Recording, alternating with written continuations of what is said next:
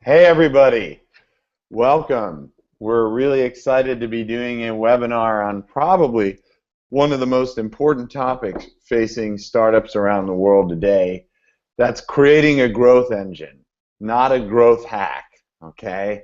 A growth hack, of course, is something you do to get a little bit of growth. A growth engine is something that you do to grow over time. We'll talk more about that in a moment. I can tell you as a seasoned entrepreneur, growing your business sounds great, and it's a lot harder than you might possibly expect. Let me introduce myself and the Founder Institute very quickly. My name is Adeo Ressi. I'm CEO of the Founder Institute.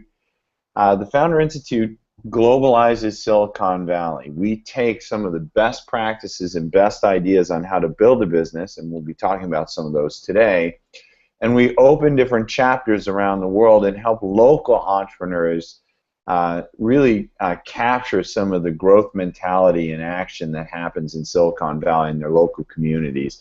I know we have entrepreneurs literally from all across Europe, all across Africa, the Middle East, etc., who are on the webinar today, as well as America and various other places around the world. So I want to welcome everyone. If you haven't had the opportunity yet, please do me a favor and sign up for one of our local programs. We're recruiting in dozens of cities around the world by going to fi.co/join. If you're a more experienced CEO and you want to build a chapter in a city and we're not operating there, you can go to fi.co/lead and learn how to open a chapter in your city. We have over 2,000 people registered for this webinar today. Okay, so let's go to the topic, and I'm going to give one more thing. If you have a question as we go through the topic, you can type it in the chat. I have a team in the other room. They're monitoring everything, and they're going to do their best to get your question answered. I'm very excited to bring on screen right now Justin Wu. He's co-founder of Growthly, a leading growth-as-a-service company that uses the latest techniques to help businesses get more from their customers, and more revenue. And he's also the resident growth hacker at the Start Engine Accelerator. Justin, why don't you come on screen and do a quick intro of yourself, add anything that I might have missed in your bio that you want to talk about, please. Okay, hey everybody. My name is Justin Wu, and I think Adeo kind of introed me very well there. I am the founder of Growthly, and we're based here in Venice Beach, Los Angeles. Think of Growthly as kind of your outsourced growth team, or like your CMO, because marketing, takes a lot of time, experience, and resources. What if it could handle that bandwidth for you? And we call that kind of growth as a service, or GAS. A little bit more background about me on how I got to founding Growthly and getting into like the growth marketing, internet marketing, and in general space. I studied information architecture at the University of Washington. I combined my computer science background with internet marketing. People like to call that growth hacking now. But I just saw this intersection between marketing becoming more technically driven with software automation, and internet marketing in general always has been data-driven marketing. It hasn't gone anywhere. And so, as he said in the past, I founded several startups with various, failures and success, but kept moving forward and founded Growthly, and other projects I've done in the past. One of them was called Sidevision, which was invested by Warner Brothers, went through the Warner Brothers Accelerator. That project got finished, and then afterwards joined as a resident growth for the Start Engine Accelerator. Then I went to go founded Growthly. Oh, that's great. Well, today we're going to talk about and welcome three things. How do you define your marketing funnel? Right, super important. Yep. Channels you should look to for growth, And how do you test your different channels to optimize growth? And we have a great turnout. We have almost 700 viewers right now. Again, a reminder to everyone, if you have a question as we go through some of these things, type them into the chat, and we're going to do our best to answer them with Justin as we go through. So first one, the first step and the first topic is defining your marketing funnel. So, everyone's always thinking, I just need users, I need users, I need users, but users usually come through a funnel. And assume right now that most of the people here are somewhat sophisticated, but fairly novice. If you could outline what a funnel is, how you think about it, how to define it, that would be great. Yeah, so the marketing funnel essentially is, a lot of people always think of on the very top, which I think most people start with, is just creating general awareness of your business and acquisition of customers. I mean, everybody just needs to bring customers to the door.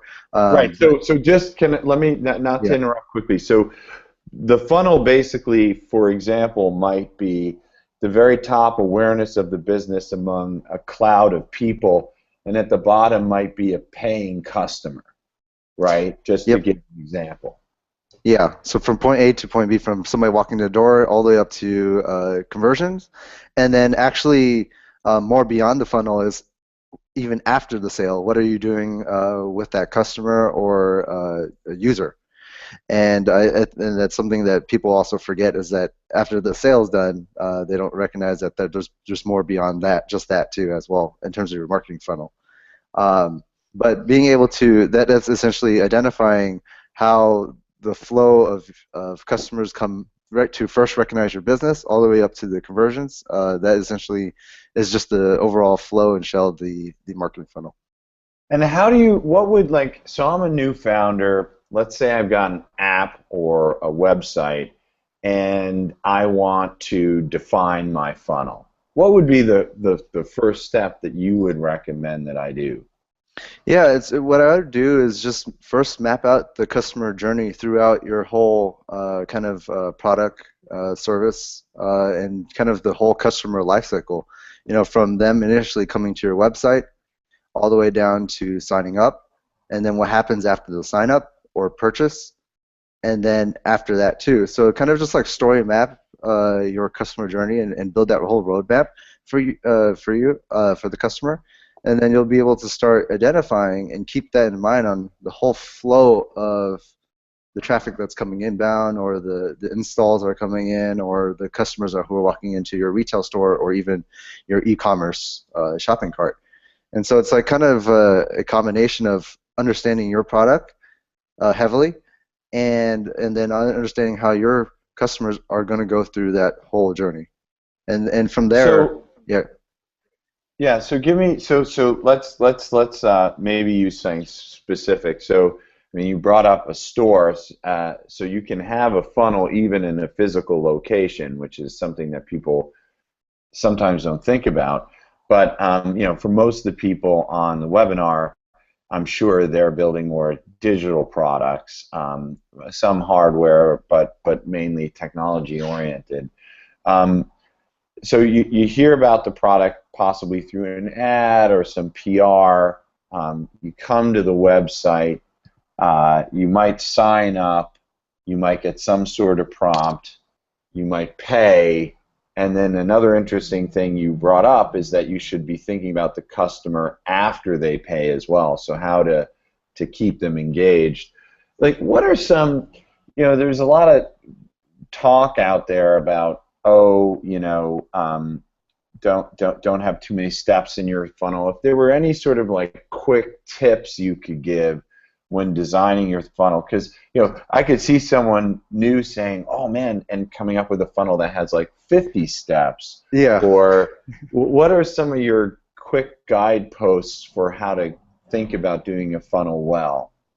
Yeah, I mean, just start with the basics. The thing with marketing, and even just in funnels and just marketing in general, is that it can get pretty complicated, especially if you add in more different marketing channels and different acquisition strategies. So And different user types. yeah, user types too, and even product types too. So it's like it gets more complicated as you go. And you know, I would just start simple first. Just think about customers coming in and then purchasing a product, and then thinking about how to deal with them after that. Just keep those three simple steps first. Then anything in between. Uh, Okay, so the three are uh, customer coming in, getting them to give you money, yeah, exactly. and And then then handling them once they've given you money. yeah, and then then when you can do when you want to start building out more of your funnel is to start looking at those three big sections and figure out, are you bringing a lot of people in the door and not selling? Then you know there's something in between both uh, the awareness and acquisition side and the actual conversion. There's a velocity issue, or there's like a wall obstacle hitting not getting people to purchase. Then at that point, then you would go back into that part of the funnel and figure out what's stopping that person from buying. And Right. then and same with the purchase to at the after the purchase, the other way you can take a look at, are people buying more products from you? Are they staying with you long enough, or are they referring more people? And then from there, it's going to fill the gaps in between the whole funnel in general. Well, so we're getting some questions coming in, but before we get to them, I want to also cover one more thing just about funnel itself. So you said three big things, right? Customers coming in, customers paying or becoming paid, whatever the value that you want from them, and then retention. And there are metrics that are common for each of these. I guess cost of customer acquisition, conversion, and retention and churn. Maybe we could talk about each of those quickly and then start getting into some of the questions. But at the very top, you have what's called cost of customer acquisition, or CAC. Do you have any quick thoughts on that? Yeah, I'd say the number one like startup or business killer is not paying attention to how much the cost to acquire a user is versus the actual lifetime value of the customer itself. Some people are spending a lot of money just to acquire customers, and they actually aren't worth it in the end, and they're just burning. You're literally, yeah, you're bringing customers to your door, but they're actually not going to be worth a lot of value to you. But before I even get deeper into like all the different metrics, I just want to put it out there. It does really depend on the type of business you run, whether it is like a SaaS subscription-based model to an e-commerce slash retail, or an app. But overall, there's still very common metrics, and I think I could do a quick bullet point for like each type of business and kind of the metrics that you should look at. For like a subscription or SaaS-based business, you want to look at things like your churn rate, how many people are leaving your leaving your product and service. You want to look at the CAC versus your lifetime value. Basically, if you have a subscription or SaaS-based business, if you're paying $50 to bring somebody in and they're only staying for 1 month and your subscription is $50, then you're just washing that out. But if you pay $50 to acquire somebody and your service is only like $25 worth a month and they leave after a month, then you got an issue there. You're actually paying money to have somebody come in the door and actually leave, which is a huge issue. Other things to look at in terms for a SaaS-based business or subscription-based is kind of the average revenue per user. Are you bringing more revenue and upselling and trying to sell more customers to multiply the dollars per spend on that customer? And then another big thing is just your monthly recurring revenue. In terms of like apps, you want to look at your cost per install. You want to look at overall retention, how many people are logging in every day, every month. Where's the drop-off of where people are using different parts of your app, and also taking a look at kind of different channels and where you're spending your ad spend. If you're buying ads on Facebook versus Pinterest, and they both install your app, are they both equally the same type of user, you'd have to track that and take a look at that. Um, Another thing too is just not even talking about like the type of business. It could be just even just your sales funnel too, which sales and marketing is kind of has been going kind of hand to hand. It's just what is the average deal time that you have talking to a customer. Every time that you spend talking to a customer on the sales front is time utilized that you could have sold another person, and kind of measuring the prospect to close time, and also the percentage too is also another important metrics. So, So but at a high level, because there's a lot of questions coming in, and I don't mean to interrupt. yeah. So, and this, hey, I'm getting a customer. It's called different things in different, cost of install, etc. But it's essentially your cost of customer acquisition, or CAC is the abbreviation, highly. Then you've got these quote unquote prospective customers, and you want them maybe to buy your product or subscribe or whatever else. That's usually your conversion rate, and it's just the percentage of those acquired customers that actually purchase the product, right? Yep. And then last but not least, you've got the retention and churn, um, which is something that you measure. How many people drop out, how many people do you retain, and they vary also because you might have your daily active users, or DAUs, or monthly active users, or MAUs if you have a website or app. So just measuring all that, and your lifetime value is how much, or LTV, which is another word, how much value are you extracting from them over their lifetime. One of the key questions that keeps coming in is, what are some, like, all these are, you need tools, right, to figure out. Mm-hmm. What are some of the tools that you recommend, Justin, to deal with these issues? Yeah. So a tool that we've been using is called Barometrics. Barometrics is an analytics tool that sits on top of Stripe payments. And what Barometrics does is it tells you your monthly recurring revenue. It tells you your churn rate. It tells you it essentially tells you everything you need to know for if you're doing kind of an online payment system or a SaaS based business. So Barometrics is it's made by Stripe too, I think. That's also is just a great tool.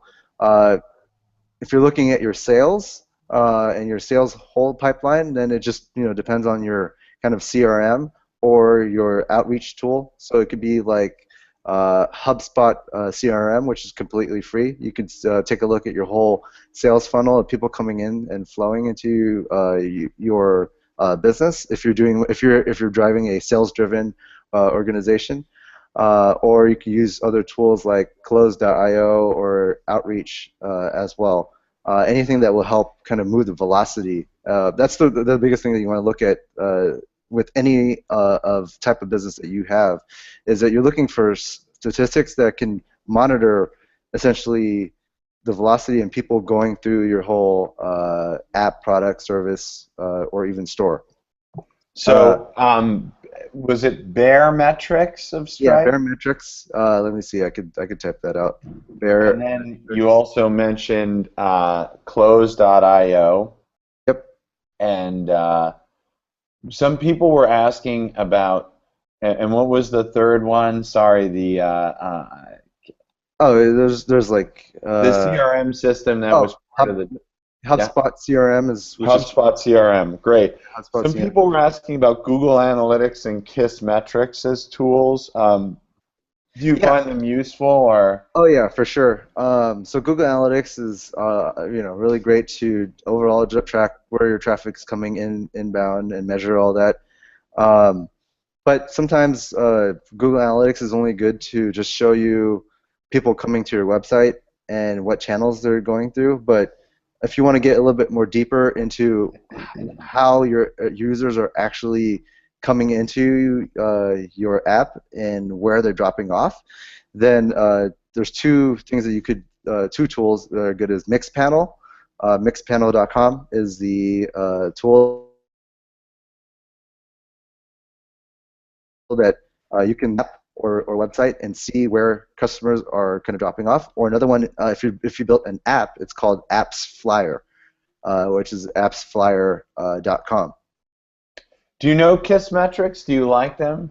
So I Google personally, Analytics is good, but it's kind of simplistic compared to these others. hmm Yeah. yeah, I know Kissmetrics has been good. I just haven't utilized that too heavily. I mean, there's a lot of tools out there, and so it really depends on, you know, kind of, there's a ton of emailing tools. There's a ton of customer service tools. There's a ton of analytics tools too. There's a lot of them have trials. It really just depends on, trying it out for your business and seeing what integration works with your app and also other services too, and see if that fits with what you want to do. Ayana was asking, how do you determine the lifetime value of a customer? Do you have like some best practices there? And then there's another question we have that's coming in. Yeah, so for the LTVs, you know, uh, when like tools like Barometrics or even AppsFlyer will monitor overall. The moment somebody purchases something from you, you should be able to track their every single purchase history or their the length of time of them being a customer for you, and then from there you should be able to determine how long that customer and how much they purchased from you, and that will help you determine kind of the whole overall lifetime value of the customer. You could do that internally too, but I think it gets super complicated if you're not using tools like Barometrics or AppsFlyer and Mixpanel to think about all the different customers and the overall LTVs, especially once you start rolling out different product lines So too. building it yourself could right, because there's so many things to factor in: churn, Yeah, payment timing, etc. Like that. Yeah, using off-the-shelf tools is really a big differentiator. yeah, and then and that's the beauty about a lot of like APIs and tools that exist out there. There's people building services on top of services to help you, which like Barometrics is, to help you offload that bandwidth. Otherwise, you have to spend. You're gonna pull your developer to go and try to map that all out. No, they should be focusing on building the product and service. And so there's a lot of tools out there that can help you assist that, because what will happen is, let's say you bring in a customer from Facebook, and you have to know that you have to find out if their LTV is different from somebody that's coming in from Pinterest, which could be. If you're not properly tracking that, you don't know how to track that, then there's other tools that will be able to help you realize that. So one of the questions I saw here from Alex is, if you're going to go out and raise money, can you use the CAC and LTV of a competitor to say, hey, we're going to get a good CAC and LTV because I know those guys got a good CAC and LTV? I can answer that one as well, but I'll toss it over to you, Justin, first, and then. Yeah, so on the fundraising side, I've had experience, up to seed round at least. It's good to mention, at least from my perspective, and when we did fundraising, it's good to mention kind of the industry stats, but at least the investors that we dealt with, they want to see it actually in practice, versus then seeing it. It's unless you're doing like really early stage angel funding, then yeah, I mean, and you don't have the actual acquisition in place, then yeah, understanding what your competitors in the industry is good to get for that early stage. But once you're moving beyond that too, then actually looking at your real numbers and comparing that to the actual industry, yeah. And I agree. And one thing I would add is a lot of the things that you would do to figure out your numbers, you can test. So you can do what are sometimes called painted door tests, where you create like a landing page and you buy Facebook ads or Google ads to drive traffic, and you might even have them buy something but immediately refund them, and then that would at least give you a very good sense of your CAC and your conversion rate. And so, do you recommend doing these painted door tests to?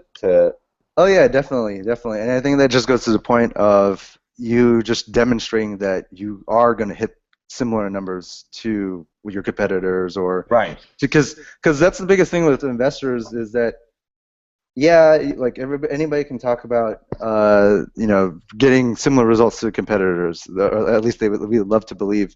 But if you but actual execution is the hardest part, and most investors, or at least the smart ones, will know that too, and they would just want to put your money where your mouth is. Right. So on that point, if you say, "Hey, I know the CAC of my competitors $1.50 and the lifetime value's 10," and then you went out and did some painted door tests and got the $1.50 CAC, but you said, "Look, I don't know what the LTV is yet." Hmm. That would say, oh, the investor would believe you more, Yep. right? Because you got the $1.50. And you running that small test, then you can go to your investor and say, look, I did get customers at this dollar, so if I got your investment money, it's just math, Right. I can just put more dollars to this. I'm able to achieve this cost per acquisition. Therefore, I know that this cost per acquisition is going to be this cost. Yeah, And great. We got to move on because we got a couple more topics to cover. But one last question on this. Biggest mistake you see people make with their funnel, uh, or biggest two mistakes, and then we'll move on to once you have a funnel looking at channels. Go, yeah. Justin. Well, besides people not actually defining their whole funnel, At that's all.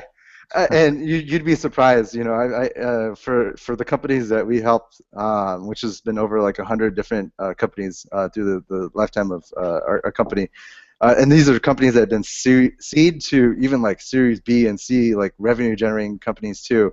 And it's just because that as a startup, you're always trying to like be on go mode, and you will throw more dollars on the acquisition side, and you're not actually realizing what's going on throughout all the different parts of your whole funnel. But I think the biggest thing that I've seen in terms of a mistake when defining your funnel is that you want to assume that every customer that comes into your funnel is all the same, which gets a little bit complicated and pretty advanced once you start getting into that deep Right. So level. you're saying But that they're not all the same, and the mistake is thinking that yeah, they're all the same. So a Facebook user may be different than a Pinterest user, may be yeah. different than a And, search. but even then, it's like two Facebook users could be different too. So when you do your initial marketing, and you just start one by one, and maybe laser focus on one target demographic or segment first, and then as much as possible, and then move on to the next. Because once you start throwing out ads for like, I've seen it for like somebody's trying to target veterans as well as young millennials, and then they're like bring it to the same landing page, uh, then your data is just all muddled all together. So Oh, so that's a really good tip, and that's a good segue into the next topic, by the way. So, which is now that you have a funnel defined, how do you start marketing, and what channels should you look to? And so, let me just carry that point in.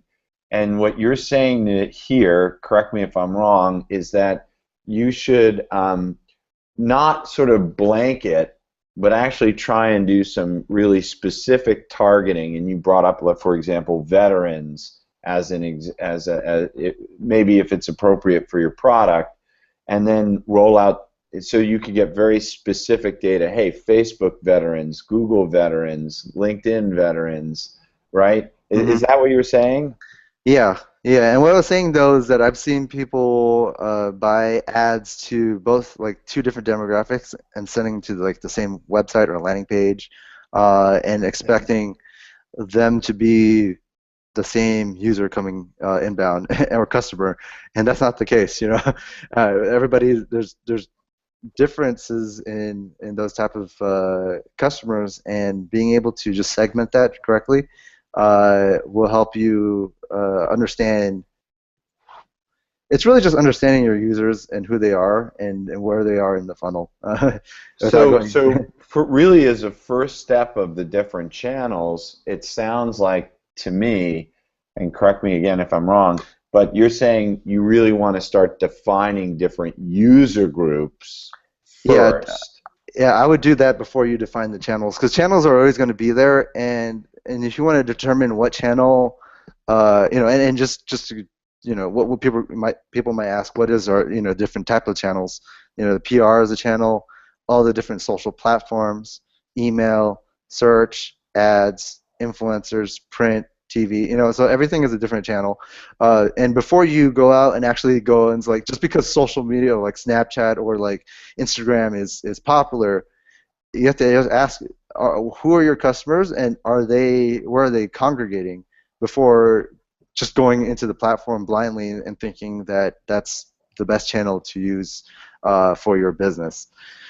And the easiest way to do that is look at your competitors. They've done the homework for you, and you can take a look at the different channels and places. So that's the channels, but can you look Yeah. at how can you figure out which audiences your competitors are going after? Yeah, I mean, just looking. I mean, there are tools out there that you could look at, kind of what ads they are running. One of them that we do use is kind of. Let me see here. Well, while you look at that, let me show. Yeah. So this is a tool to look at your competitors. There's a really decent book out there called Traction, and it Oh, outlines a yeah. lot of the. Yeah. That book I always recommend to everybody. The So it's got, yeah, and to your point about channels, and then tell us about the tool. Basically, the gist of the book is it lists all the channels in here pretty much, and then you create a quote unquote bullseye, and you keep testing them, right? Essentially. But and what you're saying is a little more detailed. Think of your target audience first, and then you can figure out what channels that audience uses, and one of the ways to help you do both is like looking at the competitor. So what tools did you say is good for that? Yeah, so there's this one called just Rival IQ. Rival, How do you say it again? Do you want to type it in the chat? yeah, Rival IQ? yeah, Rival IQ. Let's see if I don't know if that didn't turn into a hyperlink, but Rival IQ lets you monitor and take a look at your competitors. Even monitors kind of the different changes that they do on their social or even on their website content. So it kind of just sits on the and just monitors your competitors from everything that they're doing. So you can see what messages that they're doing. You can see a lot of different things, the keywords.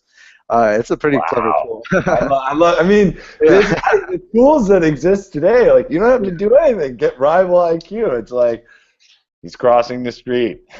Yeah, yeah, and usually, you know what? Like, that's the thing about marketing tech in general. Uh, and people always ask, like, what tools should I use, or what should how do I even think about the tools to use? Again, if first think about your customers and where they're possibly congregating. Then once you've made a decision that maybe like Pinterest is a place that you should go, then go Google and just do research on tools for that platform. Don't go chasing tools first and then thinking about how that can all fit in your equation. Right. Okay, so define your audience, pick your platform where that audience is, and then find specific tools for that platform third. Yeah. That okay, awesome, yeah. So and to that point, would you say like right now there are really great tools for almost every platform? Yeah, I'd say so. Maybe except for like well, not every platform, because there's, if like on the social platforms, you're limited to the API, whether they allow you to have access. But if you're talking about different channels, yeah, almost every single channel has a tool. Right. But if Media, you're playing with a channel that is on living off of like the iOS store, then obviously, unless you really hack the system, you're not going to be able to. There's not very, there's. I heard that even the iOS store now has having some good tools that are coming out for it, and it was pretty closed beforehand. Let me just tangent on one thing as well. I mean, doesn't so I've been playing with some tools like that for social platforms, and one of now of course Buffer is one of them that I was playing with, Hmm. and one thing that I've realized, and Buffer's great, except Facebook is penalizing any external users of those that don't use their own tools. So if you post something through Buffer on Facebook, it basically will never be seen by anyone. Are you seeing some of that happening, or?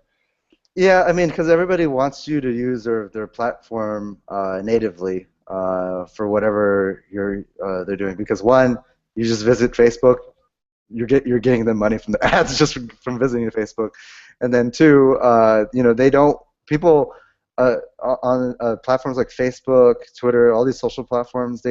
Buffer does sit on top of it, but they also don't want automation and people just like blasting out ads or content consistently without actually going onto the platform itself.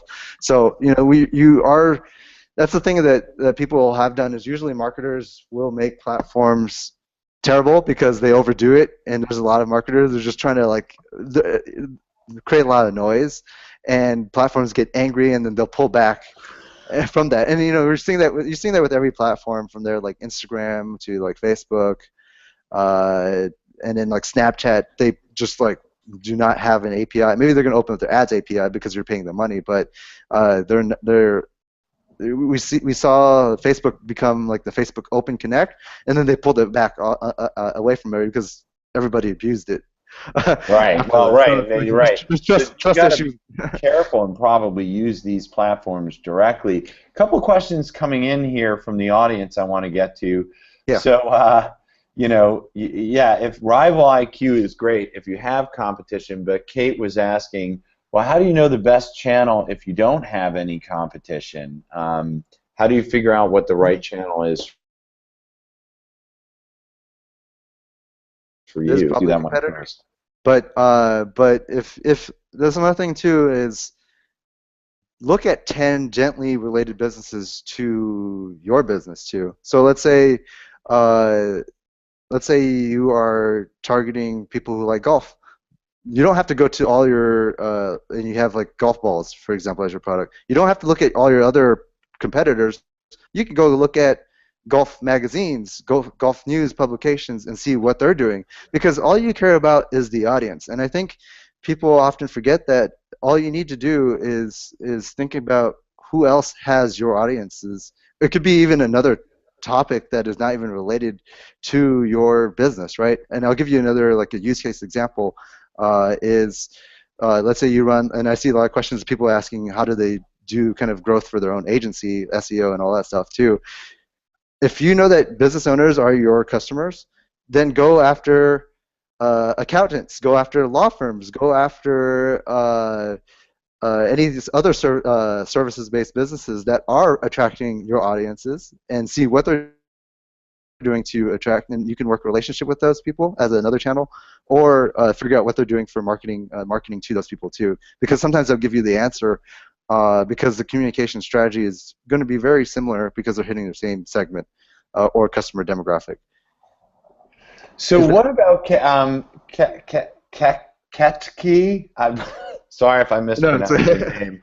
Is should the channels change based on the stage of the startup? And that I mean, there's a more complicated, and I'm going to add to that question, and yeah. even say how often should you change your uh, channels and strategies, and should your channels change based on the stage of the startup? So I'll expand the question a little. Justin? Yeah, so when you go, let's say, for a good example would be like Facebook ads. That always changes and dies. You always have to keep monitoring that. Yeah, I think channels. I wouldn't say channels would change based on the stage of your company. Maybe if you explode, then yeah, you could throw more dollars in other channels that you couldn't have reached otherwise. So maybe that change can exist. But I don't think the only time when you really need to change a channel for you is whether you exhausted that channel or there's like fatigue that you've exhausted all. Right. Yeah, That's a really good point. So but um, each Okay, so let's But stick with that for 1 sec. Sorry, what were we going to add? yeah, but otherwise, if the customers are still coming in and you have the monitoring tools and you're looking at that, I wouldn't. There's no reason to change, but you should add maybe if you want to explore, you should add more channels, not change and switch, unless that channel itself is costing you a lot of money and you don't want to uh, pay for that cost of customer. So that was a really good point you brought up. So each channel has what I would call a utility, and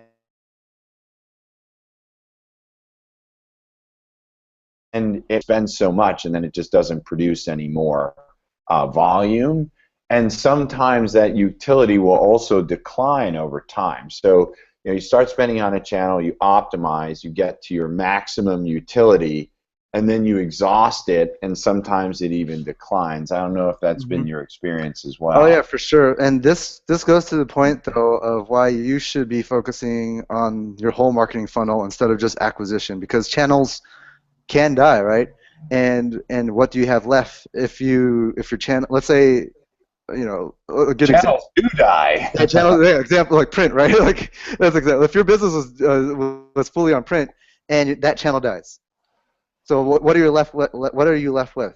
You're left with your existing customer base, which might leave if you don't service that. But that's where the marketing funnel comes in. Is what can you do to remarket to their existing customers, or what can you do to kind of retap into that channel too? Is just like internally.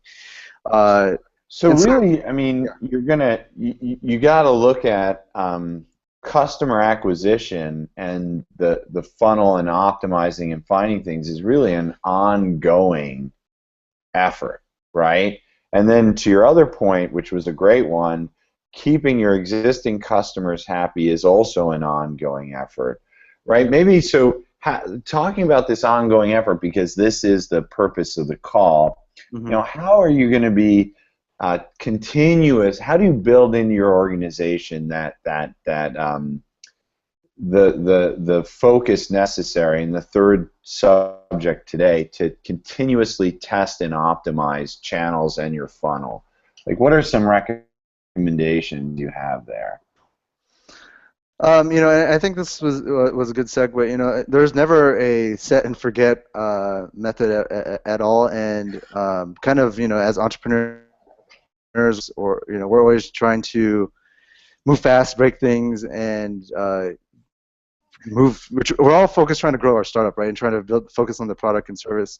The thing that I've seen that organizations have failed to do is to have kind of just a proper roadmap in terms of their overall marketing plan and kind of setting milestones that they should be hitting. And if you don't hold yourself to milestones in terms of the goals of your marketing funnel or campaign, for example, monthly, you should.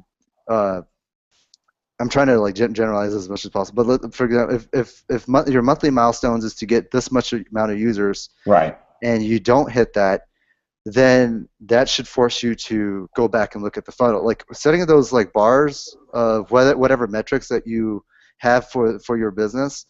And if you're not the marketer and you hired a marketer too, you should sit with your marketer or whoever you're going to hire and set those milestones, because if you're an entrepreneur or founder or developer and you're focusing on the sales, the actual forefront, other stuff of the business, then you let a marketer go free reign, then you're not holding each other accountable. And I've seen it done before. People just set and forget. Oh, they hire a growth hacker and they think that everything is done, and then the founder would go and just run their business, and they come, what happened? Why is this not working? And so kind of saying Yeah, those set and milestones. forget is not. So let me dive into a Yeah. couple things, because I see questions coming in the chat here. So set and forget is not realistic. One of the questions is like, what percentage of money do you think a startup should allocate to marketing? And I would take it and extrapolate one other question from that, like, Hmm. what percentage of time, because time is money in a lot of the startups, should an early founder be thinking about marketing, especially considering your statement that set it and forget it is not realistic, right? Yeah, yeah, because I've seen Set and Forget has done so many different things. People, when you do Set and Forget, you buy a marketing tool and app, and then you actually never launch it, and it actually is recurring cash on you. Or you buy Facebook ads, you never turn it off, and it has a drop off, and then that's just spending more money for you. Or another Set and Forget is hiring a marketer and setting forgetting them and thinking that they have responsibility and not having any milestones and goals, and that also becomes burn. And when you're any startup and any founder or just even if your growth is the number one thing that you want to achieve, whether it be more users or moving forward to your product, and so what you want to do is make sure that you can make sure that you're just being diligent and auditing yourself, your team, and anything that's happening. But backtracking, I guess I forgot the question. The question. Oh, yeah, yeah. So what percentage of Oh, but yeah, time yeah. and what So percentage of money to get out of that set it and forget it? yeah, the answer to this is that it depends on the stage of your company. Realistically, if you're in the early stages of your company, I do not recommend that you spend a lot of time and money initially on spending a lot on the marketing side. And the reason is because without a product and service, which I've seen a lot of people do, people just jump straight into marketing without the stage, whether it be like seed to even like your early Series A, you're still testing and validating and finding product market fit. And if you're in that stage, there's no reason to get 1 million users and you can't even like Yeah, conversion. and no conversion, or your funnel isn't you have a funnel. That's pointless, and that's where a lot of people are getting caught up with the growth hacking side, where you get boosts in like product hunt or Reddit or whatever, then you have spikes in traffic and then just collapses immediately. That means your product wasn't sticky, and your product was wasn't able to handle that type of growth. So always what I say before growth, make sure that the product and service is good enough before you can actually start spending more money and bringing in more customers in the door. If you're early stage, So, then can I just, before you get off that point, so you're saying like pre-Series A, possibly pre-seed, it's really a game of product market fit. But we did talk about doing some painted door tests and some other testing to make sure you have at least your CAC and maybe an estimate of your LTV figured out with some backup data. So it's not zero, right? yeah, it's But not zero. it's not like 50%, right? It's somewhere. Yeah, nowhere near close to 50%. What I'm saying is, you should definitely run tests, but don't go like the full, like spend all your money on marketing ad spend, unless you know that spending money on like ads or any type of marketing channel, if you calculate it and it actually does generate you profit or revenue, or even just revenue in general, and you need that metric, then then I think that is. So if you even figure that out, then doing the painted door tests Right. will be crucial. So one So thing is just use don't your go marketing blind. spend to figure out the channels and the CAC as almost tests in that very early stage, but don't be like pumping it to get users that are in a bad product, right? Spend your Yeah, limited time and resources on a great product. And so because in theory, what you would be doing is like, and correct me if I'm wrong, test, this sort of works, improve product, test, this works better, improve product, right? You're kind of test, improve product until, and then you can start spending when you've got that perfect product market fit. yeah, yeah, exactly. Because what will happen is you will spend money on marketing, and you'll bring people to the door. And then what will happen is the retention part. If your product and service can't even hold that customer, then it's going to create actually a negative growth potentially in the future, because when you bring in customers to your door, and let's say your product and service is faulty and you took people's money, they could leave you negative reviews, then in the future that's going to negatively, you're fighting an even more uphill battle for your growth. Yeah, so right, exactly. That's a super big point. If you have a bunch of like 1-star reviews on the App Store, even in a previous version, That's it's going to like make it, you're so hard. going to climb up a even higher a mountain. That mountain is going to be even more higher to climb than already. It's going to be more harder than already is All right, we have to some grow your great business. questions, Justin. Let me get through some of them with you. So, the, so we discussed CAC. This is from Sarah. We discussed CAC and LTV, but how much did customer retention costs play in, and would you consider that part of the CAC? Interesting question. Yeah, yeah. In terms of like customer retention, you have what you want, the metrics that you want to look at is your churn rate on how many people are actually leaving. On top of kind of the lifetime value of your customer. So taking a look at those two measurements and seeing how many people percentage are leaving, and I think every industry or has its own acceptable percentage too, but looking at that churn rate versus the actual inflow of customers, if you have a high, insane amount of churn rate, that shows you that you have to bring in more. You're essentially gonna, you could lose half your customer base every single month, and that adds on for every single month that you're Right. bringing. So your churn does affect CAC in the sense that you may need to spend more money to get Yeah, customers at the top of the funnel yeah, if your and churn is. I would say that from our talks with investors, that churn number is everybody leans on that churn number very hard because it does mean that you have to replace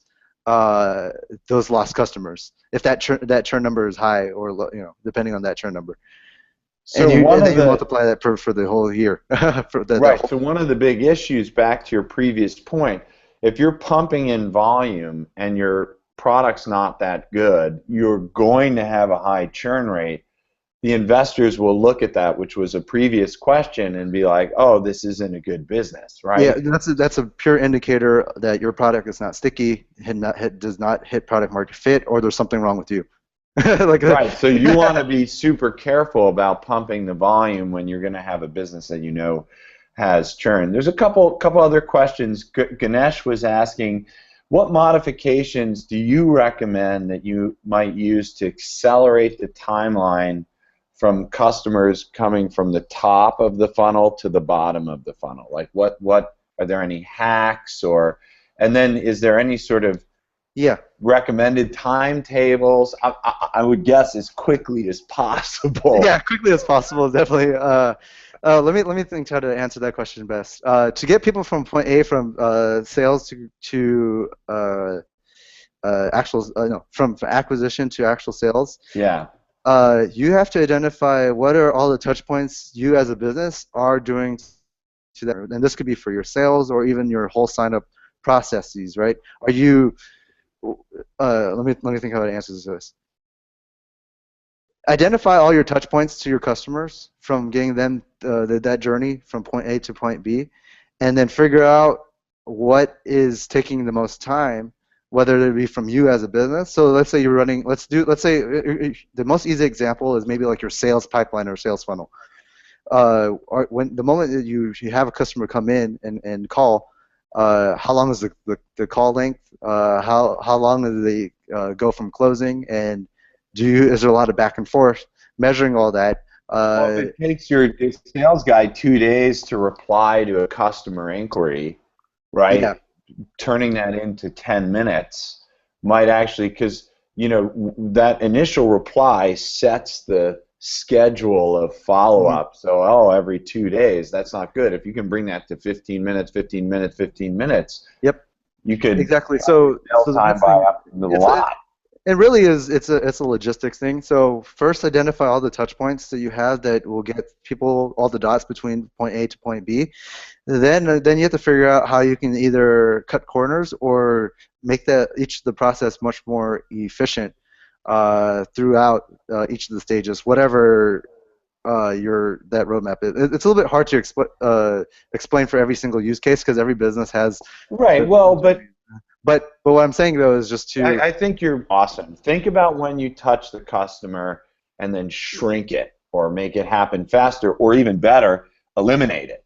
Right? It yeah was funny. I was on a growth panel at the Global Entrepreneurship Summit, and one of the guys on stage literally said, "We had an epiphany where we took a 29-step funnel down to 3, and it had the same conversion rate."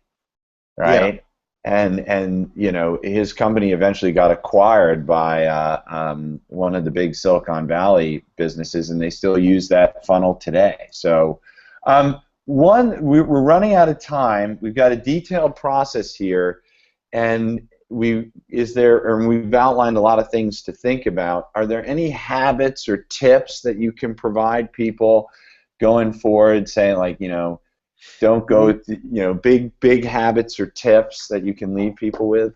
Yeah, so a big point that throughout kind of my whole internet marketing career and growth in general is it is it is it is a pretty bad habit for anybody that is going to go out and look at growth tips, growth marketing, and growth hacking in general to get uh, so ingrained, like so deep into reading all these articles and constantly because there's marketers love to create these lists, Right. top 10 tools, and like there's so much content out there. And if you, the best habit to do whenever you go think about how to go about learning about growth is going back again to your customers and then the platform, then go search and research how to do that. Don't go sit out there. I mean, you could go to growthhackers.com. You could go to Yeah. inbound.org. But it's going to be like Facebook. You're just going to sit there. You're going to see feeds, and every day it's going to be something new, and something like blows your mind and amazes you. There's always cool But it things. doesn't reach your customer, right? So it's Yeah, but customer not even that. It's just channel tool. yeah, Customer customer channel channel tool, and tool. be religious. And then Yeah, you brought up dedicating the time and not letting the channels go thin and forget it. Any habits or final tips about how to avoid that? Just, regular meetings, regular. yeah. I mean, for us personally, we just have quick, stand-up meetings just to report kind of what everybody is doing and just getting in sync. Kind of that also keeps you accountable to tell you what you've done in yesterday and what you're doing today and what you're going to do, and there's any blockers for what you're doing. So just I'd say just communication and keeping yourself accountable is key, whether that be using a tool or software to kind of monitor and give you alerts because sometimes you don't have that or it's just there's too much data, or having other team members help keep you accountable. And if you're like a solo entrepreneur, then building your network of other entrepreneurs and having regular chats, just holding yourself to metrics, I'd say, is the best habit to do, which I think Marketing these days, metrics growth, driven. just growth in general. Like we're at, if you're running your company and growth is your number one thing, then you have to get metrics. You want to get it for your investors. You want to get it to actually know how your company is performing month by month. And if you're a solo entrepreneur, don't be. I mean, it depends, man. It really depends. Well, if you're a solo entrepreneur, you can join the Founder Institute, and we'll keep you true to your metrics. Justin, this was awesome. We should do it again. Maybe dive into one of the subjects alone, because we covered 3, but there's so many more. We could probably just talk about, figuring out your customer channel and tools. Really lovely. Thank you so much Yeah, no, for thanks all for the having me. great entrepreneurs out there. You should definitely take a look at Justin's business. It's fantastic. If you're thinking of launching a business, you can speak with him, grow.ly. And if you're thinking of starting a business and you need help, you should apply to the Founder Institute, fi.co/join. We have programs literally all around the world. Thanks for tuning in. Thank you, Justin. This was Thanks for awesome. having me. Thanks, everybody. And I know there's a lot of questions all around. Feel free to, I'm always open to chat no matter what stage and all this stuff. Just trying to give my pointers around too. So, Great. Thanks, all right, everyone. thanks. Bye, guys.